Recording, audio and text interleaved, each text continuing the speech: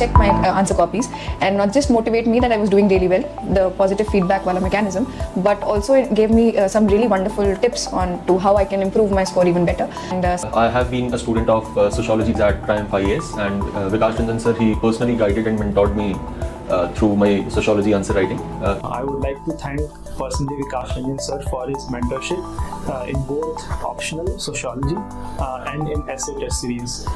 In this civil services examination also, sociology was my option after consistent guidance of Vikash Ranjan sir, and I scored this time 285 marks. I had sociology as optional. I had taken test series from Vikash Ranjan sir, and the feedback provided by sir for my test was very regular. And hello, my name is Dr. Ritika Aima. I've secured All India Rank 33 in UPSC CSE 2023 and All India Rank 186 in UPSC CSE 2022. In this video, I'll try to talk mostly about the answer writing strategy. I think ये video उनको ज़्यादा help करेगा जो घर से बैठ के तैयारी कर रहे हैं या जिन्होंने कोई कोचिंग नहीं ऑप्ट करी है with respect to answer writing. She have given 3 consecutive mains और तीनों बार I reach till the interview stage, which means that my answer writing was decent enough कि मेरे को इंटरव्यू तक ले गई. एंड मैंने कोई कोचिंग नहीं करी थी इसके लिए for the GS part, and ना ही मैंने कोई ऐसा टेस्ट सीरीज लगाया था with respect to answer writing for GS. So I tell you what I did. And interestingly हर बार जो है मैंने एक अलग टाइप की आंसर राइटिंग स्ट्रैटेजी फॉलो करी है. So that breaks the myth कि आंसर्स एक पर्टिकुलर टाइप से ही लिखने चाहिए, या इफ समबडी टेल्स यू कि टॉपर शीट्स में आंसर ऐसा लिखा है तो आपको भी ऐसा ही लिखना है क्योंकि उसी से मार्क्स आते हैं, तो ऐसा नहीं है. क्योंकि तीनों बार मैंने 3 अलग तरह से जो है आंसर्स को टैकल किया था.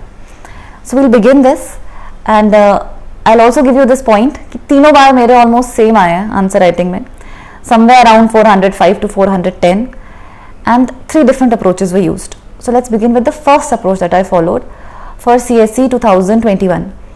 So उस टाइम पे मैंने नया प्रिपरेशन शुरू किया था, तो मैंने भी वही किया जो सब करते हैं, टॉपर्स के आंसर्स को डाउनलोड कर लिया. I saw that there is a pattern to it. मैंने 2 4 5 कॉपीज एनालाइज करी और एक लग रहा था कि एक सिमिलैरिटी है, मतलब एक इंट्रो रहता है, एक बॉडी होती है, देन कंक्लूजन आता है. कंक्लूजन हमेशा फॉरवर्ड लुकिंग होता है, तो उसमें कुछ जो है ऐसा दे देते हैं कि क्या करना चाहिए हमें, कोई ऐसी लाइन रहती है. इंट्रो थोड़ा सा डेटा ओरिएंटेड रहता है, तो कुछ डेटा डाल देते हैं उसमें with respect to the question. Then body में जो है पॉइंट्स डालते हैं. उस टाइम मैंने देखा था that most toppers used to put around 8 to 10 points. तो मैंने भी यही दिमाग में बिठा लिया था कि 10 मार्कर होगा तो 5 पॉइंट लिखेंगे और 15 मार्कर में कम से कम 8 पॉइंट लिखेंगे. उस स्ट्रैटेजी के साथ मैंने अपना फर्स्ट अटेम्प्ट दे दिया था. सो आई सेड कि आई क्लियर मेंस, तो हाँ ठीक है, हो गया था क्लियर. बट उसमें ना एक फ्लॉ था, and the flaw was that was very mechanical. तो जब मैं अपना आंसर खुद एनालाइज किया ना बाद में, तो आई रियलाइज कि ऐसा लग रहा है कि मतलब बस पॉइंट डाले हुए हैं और जैसे कि कोई रट के आया हो तो वो ऐसा आंसर लिखेगा. मेरी कॉन्सेप्चुअल अंडरस्टैंडिंग उसमें दिखती नहीं है. तो फिर second time what I did was I tried to focus a little bit more on showing my concept कि मेरे को आता है तो कितने अच्छे से आता है, तो उसको थोड़ा सा और ज़्यादा लिख लिया. डायग्राम बहुत सारे डाले थे मैंने सेकेंड टाइम. वो भी मैंने किसी टॉप पे आंसर राइटिंग में देखा था शायद, कि डायग्राम्स या फ्लो चार्ट्स जो है वो दिखाते हैं आपका कि how you are able to interconnect different keywords in the question etcetera. तो वो वाला अटेम्प्ट मैंने ऐसे दिया, जैसे हर क्वेश्चन ऑफ ज्योग्राफी में there would be a map. अगर इकोनॉमी का कुछ है तो उसमें डायग्राम का स्कोप नहीं है, but there would be a flow chart. अगर साइंस एंड टेक का है तो उसमें साइंस एंड टेक में तो कुछ ना कुछ डायग्राम इनोवेटिव सा, क्रिएटिव सा you can come up with. तो ऐसे करके किया, उसमें भी ऑलमोस्ट सेम मार्क्स आए, but then again I did not enjoy that process. So this time what I did different is, and I think everybody should do from the beginning, is find your own strength and weakness. है ना, हमारे सबकी एक strength होती है. जैसे some people में be very good at data, तो उनको अपने आंसर में डेटा डालना चाहिए. सम पीपल में be very good at definitions लिखना चीज़ों की, या उनको एक्सप्लेन करना, डिस्क्रिप्टिव आंसर राइटिंग जिसको कहते हैं, तो उनको वो करना चाहिए. I was good at a little bit of both, but analytical mostly. तो what I started doing is कि एक प्यारा सा इंट्रो रखेंगे. इंट्रो को हमेशा जो है क्वेश्चन से जोड़ेंगे, बिकॉज ऐसा नहीं होना चाहिए कि there should be a break in the flow of my answer. तो I read the question, I understand कि कीवर्ड क्या है जिस पे पूछा है. क्वेश्चन चाहे 2 बार पढ़ लो, बट आराम से शुरू करना है उसको.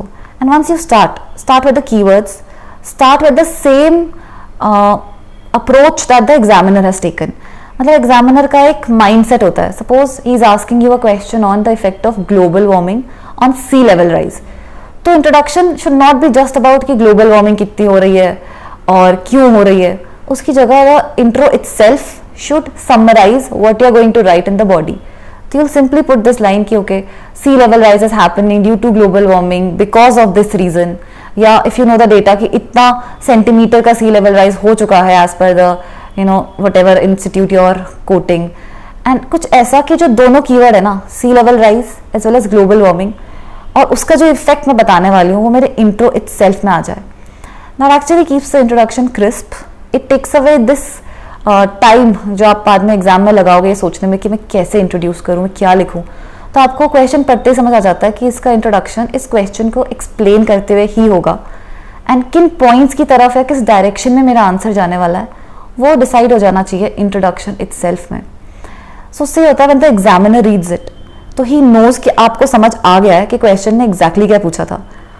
Because if the examiner finds ambiguity in the intro तो उसको क्या लगता है कि मतलब इसको पता नहीं है exactly and beating around the Bush होने वाला आंसर में. लेकिन अगर इंट्रो ही क्रिस्प है तो ही नोज कि इसको समझ आ गया है तो उसने बॉडी भी ठीक ही लिखी होगी, एंड देन वो थोड़ा सा ऊपर ऊपर से कीवर्ड्स ढूंढते हुए आगे बढ़ सकता है आंसर में. That makes the answer much more appealing and readable to the examiner, which is what answer writing is about. आपको कितना ही ज्यादा आता हो, अगर आप उसको आंसर में लिख नहीं पाते with in that given limited time तो उतनी नॉलेज का कोई फायदा नहीं है, वो प्रोडक्टिव नहीं है. सिमिलरली अगर आपकी प्रेजेंटेशन ऐसी नहीं है कि जितने पॉइंट्स आपने लिखे हैं वो एग्जामिनर पढ़ पाए तो भी उस आंसर का कोई फायदा नहीं है. तो an answer should be presentable, it should be readable to the examiner, and it should be accurate I would say with respect to जो पूछा हुआ है. मतलब बीटिंग अराउंड द बुश कहीं भी लगना नहीं चाहिए, and that you can easily do with the way you play with words. Points ना हमेशा सेम ही होते हैं मोस्टली. कोई भी क्वेश्चन आ जाए ग्लोबल वार्मिंग पे तो उसके जो इम्पैक्ट होंगे वो इन्हीं हेडिंग्स में होंगे. उसका सोशल इम्पैक्ट होगा, उसका एनवायरमेंटल इम्पैक्ट होगा, उसका कुछ पॉलिसी मेकिंग पे इम्पैक्ट होगा, उसका इम्पैक्ट जो है इंटरनेशनल रिलेशंस पे पड़ सकता है. लेकिन how do you write these points with respect to the question that is asked is what matters. तो आप हर एक पॉइंट को ना क्वेश्चन वाले जो कीवर्ड है उससे जोड़ते हुए चलते हो, देन उसमें एक फ्लो आ जाता है. एंड जब आंसर में फ्लो होगा तो इट मीन्स कि ये जो कैंडिडेट है इसका एक मेंटल जो थिंकिंग प्रोसेस है वो काफ़ी क्लियर एंड वेल डेवलप्ड है, and that is also very important with respect to the marks that we receive. So with respect to this let's begin with some of the very important questions जो हमारे मन में होते हैं when we start answer writing. तो पहला होता है when should you start answer writing. Mostly क्या होता है जो यंग या न्यू एस्पिरेंट्स हैं तो हम प्री को लेकर इतना परेशान रहते हैं कि we start answer writing only after we clear the prelims, क्योंकि हमको लगता है कि अगर प्री ही नहीं हुआ तो मेंस का पढ़ के क्या करेंगे. But that's a very wrong strategy because that will waste one whole year of your preparation. मान के चलो कि आपने प्री निकाल लिया, अब आपके पास 3 महीने हैं मेंस के लिए, और आपने अब मेंस की तैयारी शुरू करी है, तो आप मेंस तो नहीं निकालेंगे, और अगर निकाल भी लेते हो तो you will not get the desired rank and you will be stuck in this process, क्योंकि अगला पूरा साल जो है आप उस मेंस की तैयारी में, फिर इंटरव्यू की तैयारी में, या फिर आफ्टर मेंस आपका नहीं हुआ तो थोड़ा सा उससे आप परेशान हो जाते हो कि मेरी स्ट्रैटेजी गलत है. तो then you start analysing and over analysing yourself. तो ना एक अजीब सा एक होता है, एक लूप होल जैसा, इसमें आप फंस जाते हो. तो what you should rather do is पहले अपने आप को ना टाइम देना है इस एग्जाम में. It's very long process and there are 3 different steps, और तीनों अलग है और तीनों की स्ट्रैटेजी भी अलग है. तो प्री की strategy is different than mains, which is different than your interview. तो हर एक को समझते हुए आराम से टाइम देते हुए चलो. And before you even attempt your prelims, remember you should be mains ready, because you can not get mains ready between the prelims and mains वाला 3 months. You have to be mains ready, then you give prelims. Prelims is a much more uncertain game because that one day, वो दो घंटे आप बैठते हो paper देने, lot of things might not go in your favor. तो हो सकता है कि आपको आता है, आपने बहुत मेहनत करी, लेकिन आपका प्री ना हो, वो थोड़ा सा लक बेस्ड भी होता है. बट मेंस में ना लक कम हो जाता है एंड योर हार्डवर्क को दिखाने का पोटेंशियल इज मच हायर. तो अगर मैंने मेंस में अच्छे से तैयारी करी हुई है तो हो सकता है मेरा इस साल प्री ना हो, नेक्स्ट साल हो जाए, लेकिन जब भी होगा तो then I will encash that opportunity. See mains लिखना अपने आप में ना एक बहुत ही अपॉर्चुनिटी की बात है, और आपको जब भी मिलेगी तो you should be able to encash it. मतलब उस बार तो आपको सबसे बढ़िया ही करके आना है, बिकॉज आपको वो मौका मिला है। तो इसमें व्हेन टू बिगिन में ये है कि start your answer writing as soon as you are done with your preparation of subjects.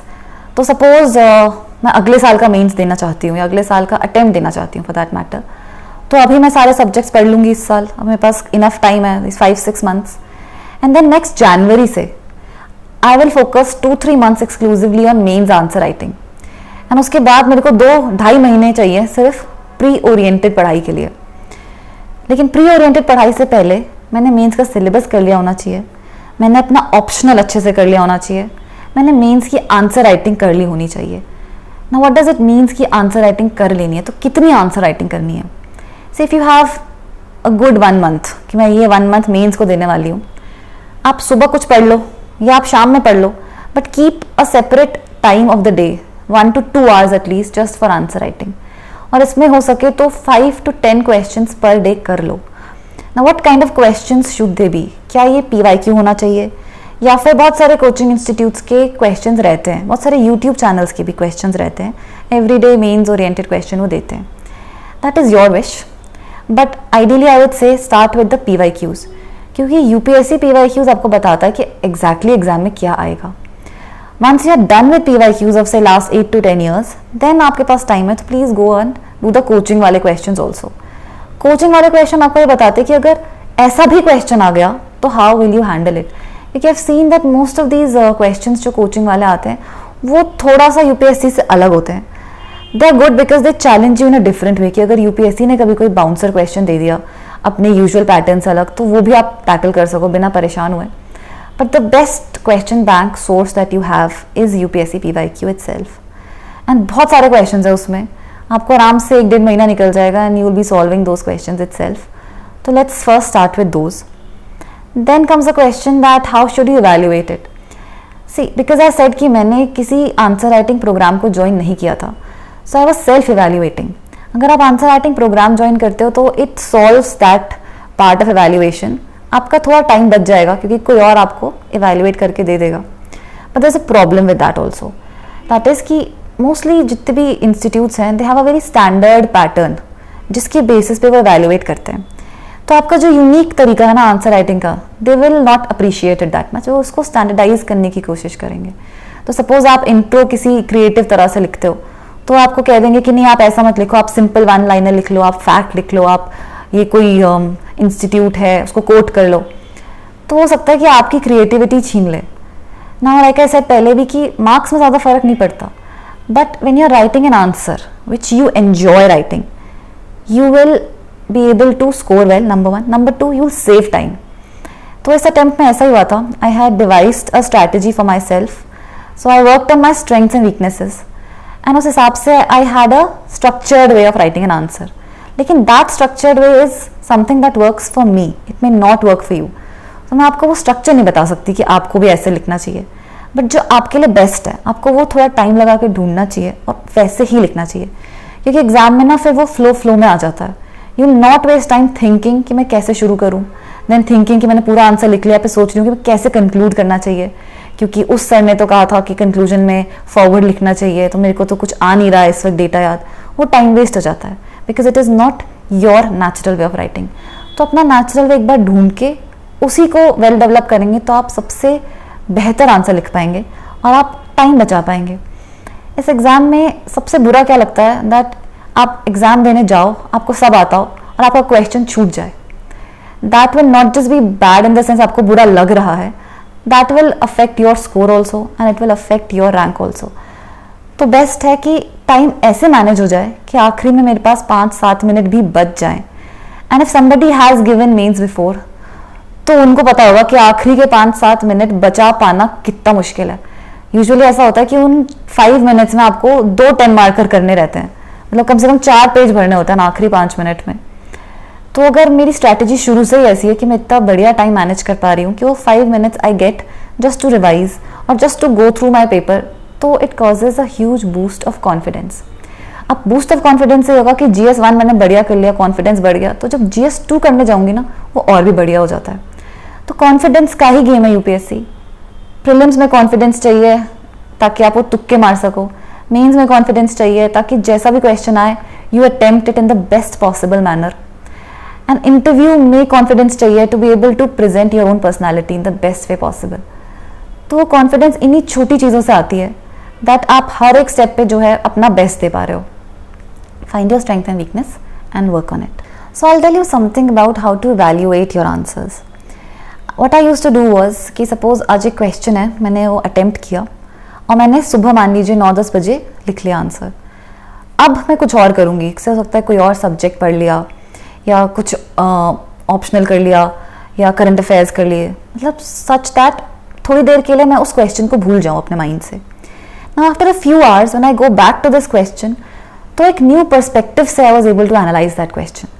तो तब मैं रियलाइज करती थी कि यार आते तो मेरे को और भी अच्छे पॉइंट्स थे, तो मैंने वो नहीं लिखे. Then I would take a red pen and I would analyse and check my own answers. वहाँ से मैंने ये रियलाइज़ किया कि डिफरेंट तरीकों के साथ जो है हम एक्सप्लोर कर सकते हैं आंसर राइटिंग में. जैसे मैंने पहले कहा है कि एथिक्स के आंसर थोड़ा ऐसे टाइप होने चाहिए, और अगर आप साइंस टेक के आंसर करते हैं तो वहाँ पे आप पॉइंटर ज़्यादा डाल सकते हैं, वहाँ पे आप डायग्राम बना सकते हो. But you might not follow the same strategy for economy. तो ये स्ट्रैटेजीज जो है ना, ये थोड़ा सा एक्सप्लोर करके ही आती हैं. एंड इसमें self evaluation plays a very important role, because आपको पता होता है कि कौन सा टाइप का आंसर आपको ईजिली सूट कर रहा है एंड आप उस पर बिल्ड करते हो. देन सेल्फ एवेल्युएशन का एक और फायदा which is you do your own research. तो क्या होता है, जैसे मान लो एक क्वेश्चन मैंने अटेम्प्ट किया, फिर जब मैं उसको टेस्ट करती हूँ या अपने आप को चेक कर रही होती हूँ, तो मैं सोचती हूँ कि यार इसमें ना कुछ मिसिंग है, कुछ अच्छा डेटा आना चाहिए था. So then I Google it and with that research on that topic I find say 10 most important things about it, या 2-4 मेरे को एक्स्ट्रा कोई नॉलेज की चीज़ें मिल जाती हैं जो हो सकता है मेरे को नेक्स्ट आंसर लिखने में हेल्प करे. Had it been just somebody else evaluating, तो हो सकता है वो मेरे को एक कॉमन डेटा जो, क्योंकि उनके तो मॉडल आंसर्स होते हैं, so he would give me the same data जो उसने मॉडल आंसर में रखा है and he would give that same data to 100 different students. But when you do your own analysis कि इसमें क्या रिसर्च करती हूँ, इस टॉपिक पे क्या लिखना चाहिए था मेरे को, तो हो सकता है कि आपको यूनिक डेटा यूज़ कर ले. In fact what I used to do was कि मैं ऐसा डेटा रखती थी कि एक डेटा याद किया वो कम से कम 4-5 सब्जेक्ट में चल जाए. सो ऐसा कुछ होते हैं, कुछ ऐसे इंटरकनेक्टेड से या कॉमन से डेटा पॉइंट्स जो आप आराम से यूज़ कर सकते हो. But that will only come when you are doing your own research, you are analysing your own answers. तो I think that can be a very good strategy. बस शुरू के 1.5-2 महीने ये करना रहता है.